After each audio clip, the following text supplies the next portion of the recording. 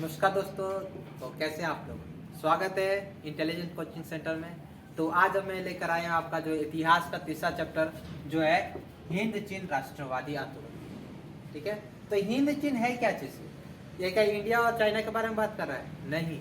हिंद चीन एक क्षेत्र का नाम है जिसमें जो 3 देश आते हैं। कौन कौन? वियतनाम, लाओस और कंबोडिया। ये जो है 3 देश आते हैं। कौन कौन है देख लो। हिंद चीन क्षेत्र में वियतनाम, लाओस और कौन है? कंबोडिया।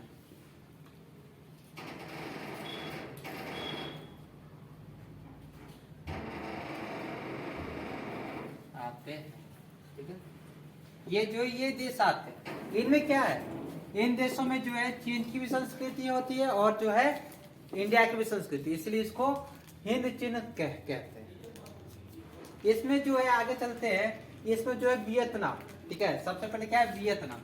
वियतनाम में क्या है कि वियतनाम के 2 राज्य हैं। ठीक है। वियतनाम के 2 राज्य कौन कौन? कौन कौन 2 राज्य है? तोकिन और अन्ना। ठीक है। टोकिंग और अन्ना। इस पर जो किसका प्रभुत्व था? चीन का। ठीक है। इस पर जो है चीन का शासन था। तोकिन और अन्ना में जो किसका शासन था? चीन का शासन था। ठीक है। तो इसमें क्या हुआ कि चीन का जो राजा था उसका शासन चल रहा था, लेकिन क्या हो रहा था कि जैसे चीन का जो सम्राट कोई और बनता था या कमजोर पड़ता था चीन का सम्राट, तब जो ये लोग जो है स्वतंत्र हो जाते थे। फिर से कोई चीन का शक्तिशाली राजा बनेगा तो फिर से वो इनको जो अपने कब्जे में ले लेगा। किसको? तोकिंग और अन्नाम को कब्जे में ले लेता था। और इसके प्रभुत्व के बाद भी, चीन का जो प्रभुत्व था, शासन था, उसके बाद भी जो वियतनाम जो है वहाँ के लोगों ने जो है अपनी भाषा, लिपि और संस्कृति का विकास किया या निर्माण किया चीन के प्रभाव होने के बाद भी।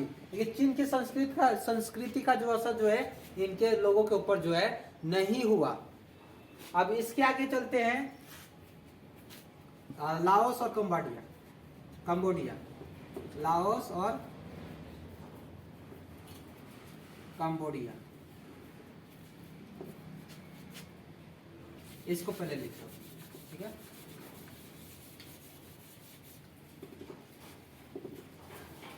वियतनाम के तोकिन और अन्नाम पर चीन का शासन था। ठीक है। चीन का शासन था। क्या हुआ? चीन का शासन था, लेकिन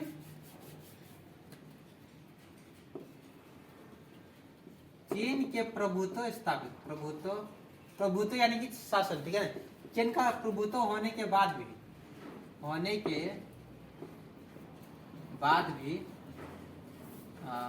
यहाँ के लोग, कहाँ के?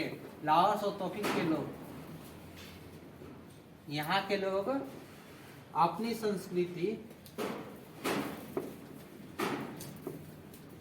संस्कृति और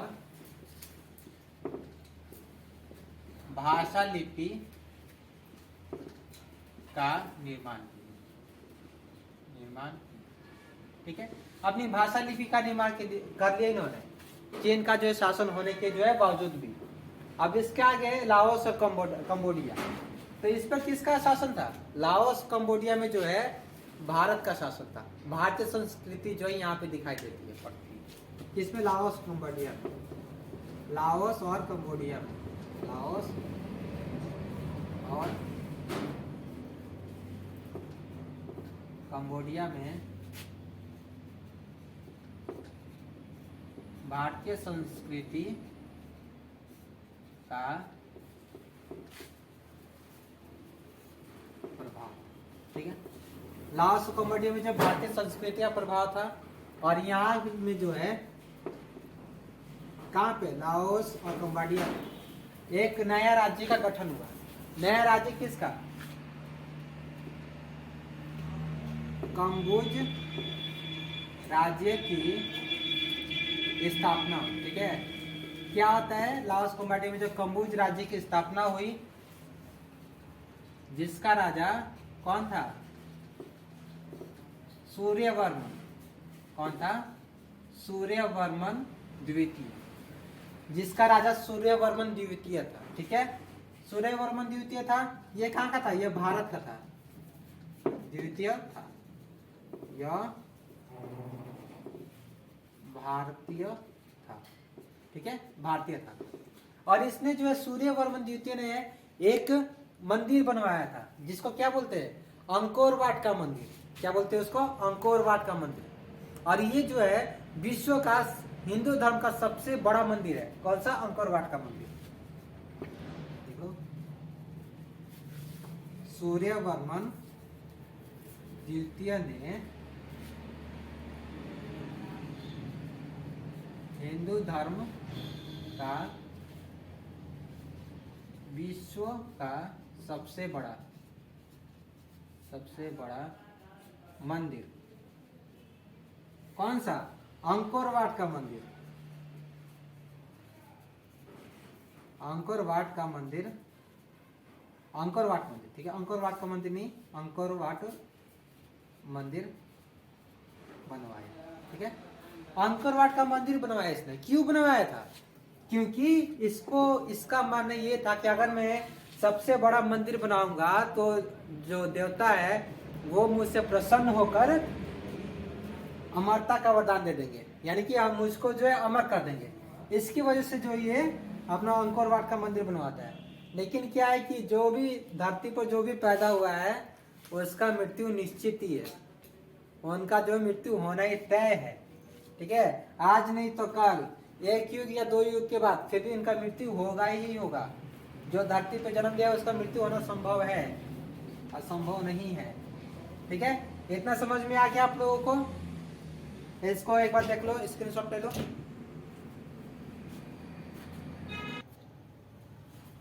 तो आपने स्क्रीनशॉट ले लिया है, तो आगे हम चलते हैं। इसके बाद क्या होता है? ठीक है, अगर इसमें आपको बोला जाए कि जो है कंबोज राज्य की स्थापना कब हुई, तो ये आपकी 4वीं शताब्दी में हुई थी। ठीक है, अब इसके बाद क्या है कि जब कंबोज आप पतन होता है, कंबोज के पतन के बाद जब कंबोज का पतन हो जाता है तो उसके बाद क्या होता है? देश में जो है आंतरिक संघर्ष की स्थिति उत्पन्न हो जाती है। पतन के बाद जो है मध्यकाल में क्या चीज का? आंतरिक संघर्ष की स्थिति उत्पन्न हो जाती है।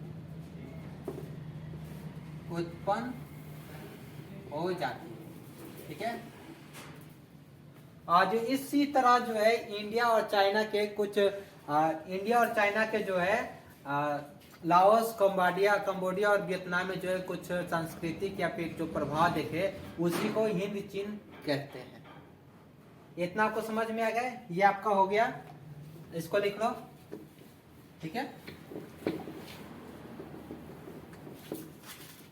इसको एक बार देख लो, लिख लो इसको। तो इतना आप लोगों ने लिख लिया, इसके आगे चलते हैं।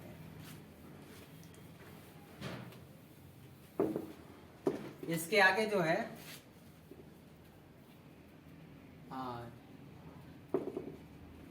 हिंद चीन में फ्रांस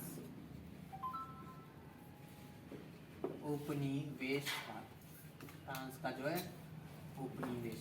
ठीक है ना, फ्रांस जो है यहाँ पे कब आया, क्यों आया, इसने क्या क्या किया, इसके बारे में जो है हम पढ़ेंगे। इसमें जो पहला चीज क्या है कि सबसे पहले जो है कौन आया था? सबसे पहले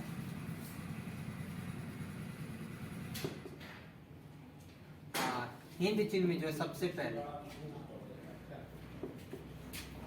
हिंद चीन में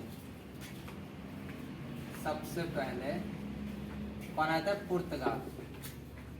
पुर्तगाल के लोग, पुर्तगाली आए थे। पुर्तगाल के लोगों को क्या बोलते हैं? पुर्तगाली बोलते हैं। ठीक है, तो आए थे। और इसके बाद में कौन कौन आया था? इसके बाद डच, स्पेन, इंग्लैंड, और फ्रांस, ये लोग आए थे, ठीक है, फ्रांस देश,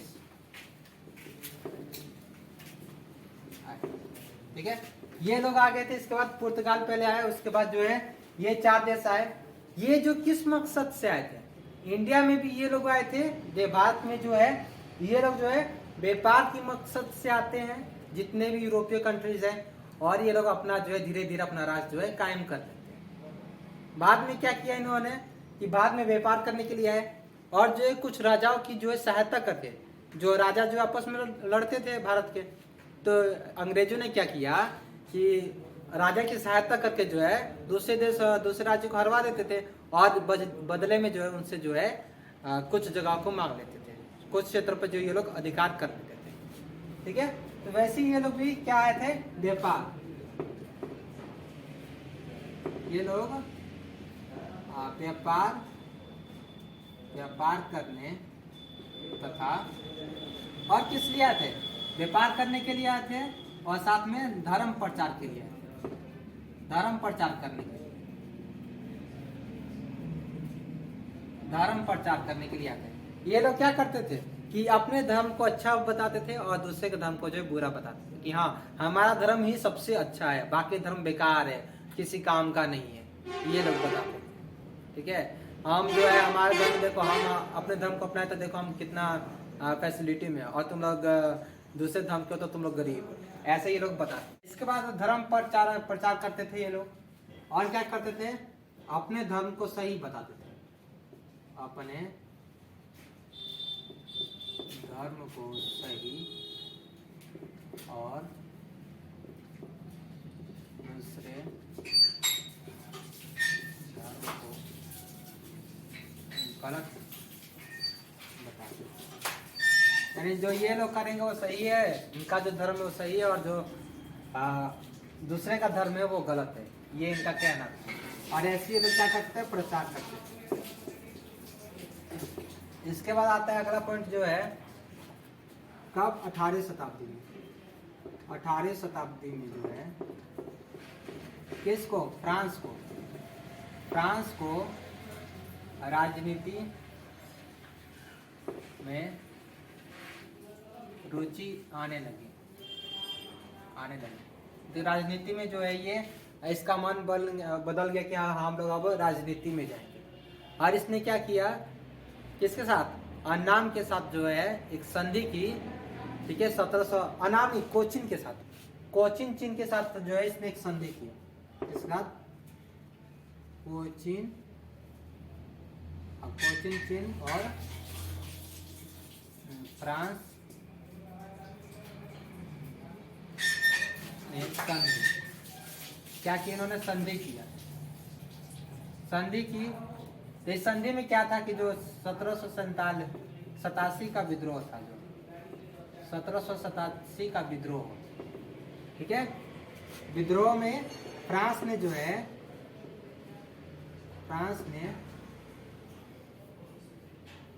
किसका,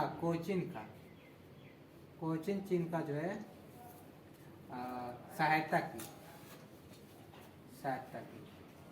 और कुछ क्षेत्र मांगा। मतलब ये अंग्रेज लोग या जो फ्रांस के लोग, इन्होंने क्या किया, जो फ्रांस की सरकार थी इसने अपना चाल क्या चला कि ये जो है कोचिन से जो इन्होंने संधि कर ली, कोचिन चीन जो राज्य था इससे जो फ्रांस ने संधि की, क्या चीज की संधि की, कि इन्होंने जो है कोचिन में जो विद्रोह चल रहे थे उसमें जो है फ्रांस जो है आपकी जो सहायता करेगा, बदले में हमें क्या है कुछ क्षेत्र दे दो और कुछ जगहों पे हमें अधिकार दे दो, ठीक है। ये जो है कौन चाहता था, ये फ्रांस इस तरीके से राजनीति में है, और धीरे धीरे क्या किया इसने, पूरे कोचिन चीन क्षेत्र पर ही इसने जो है फ्रांस ने कब्जा कर लिया। शुरुआत देखो कहाँ से हुई, अंग्रेज में भी क्या हुआ था, भारत में क्या हुआ कि अंग्रेज लोगों ने भी ऐसा ही किया था कि कुछ राजाओं के साथ मिलकर जो उन्होंने उनकी हेल्प की कि हाँ हम जो आपकी मदद करेंगे आपसे युद्ध करने में, भले और उसके बदले में आप जो है हमें ये क्षेत्र दे देना, इतना ये जो लगान दे देना, हमें जो है कोई बड़ी पोस्ट दे दो। ऐसे करके जो है भारत में जो है अंग्रेजों ने पूरे देश के ऊपर जो है कब्जा कर लिया। और वैसे जो फ्रांस ने भी किया, 1787 का विद्रोह चढ़ा था कोचिंग चीन में, जिसे फ्रांस ने जो है कोचिंग चीन की सहायता की और उससे जो है कुछ क्षेत्र को मांग लिया, ले लिया उससे कुछ क्षेत्र को। ठीक है, इतना लिख लो, स्क्रीनशॉट ले लो। तो आपने जो स्क्रीनशॉट ले लिया होगा, तो आगे हम चलते हैं इसके बाद। ठीक है, जैसे ही जो है इसने कोचिन के पूरे क्षेत्र पे कब्जा करने लगे, तो उसके बाद इन्होंने क्या किया,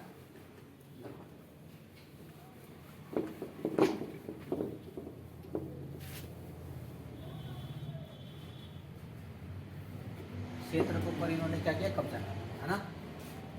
इसके बाद जो है जो धर्म प्रचारक थे, ठीक है, जो फ्रांस के जो धर्म प्रचारक थे, उन्होंने क्या किया, धर्म प्रचारक ने अपने